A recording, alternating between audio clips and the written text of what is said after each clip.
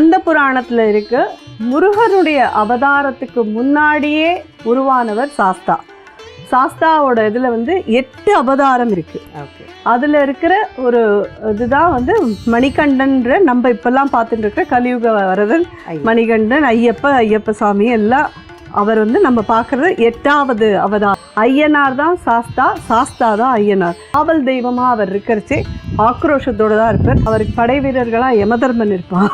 பூர்ணா புஷ்கலாவை இவர் எப்படி கல்யாணம் பண்ணிட்டாருன்னு கேட்டீங்கன்னா, பூர்ணா பஞ்சி நாட்டு, அதாவது கேரளாவோட மன்னருடைய புத்திரி. புஷ்கலா நேபாள் நாட்டு அரசரோட புத்திரியவா. முன்னாடி ஜென்மால இந்த மாதிரி சாஸ்தாவை தான் கல்யாணம் பண்ணிக்கணும், மகாவிஷ்ணுவை தான் கல்யாணம் பண்ணிக்கணும்ன்ற ஒரு இதில் வேண்டுதல் இருந்ததுனால மகாவிஷ்ணு அடுத்த அவதாரத்தில் இந்த மாதிரி சாஸ்தாவா நான் வரைச்சி நான் உங்களை கல்யாணம் பண்ணிக்கிறேன்னு சொல்லி வரன் கொடுத்துருப்பார். அந்த இதில் இவா 2 பேரையும் அவர் கல்யாணம் பண்ணிக்கிறார்.